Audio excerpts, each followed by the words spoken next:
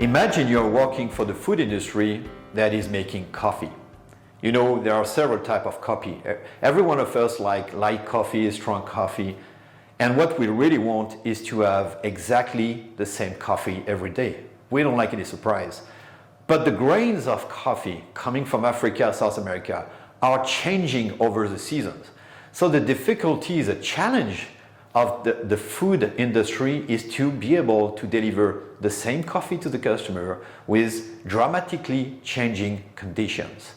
And in order to succeed in this mission, they need to trace any changes in their supply chain and their manufacturing conditions.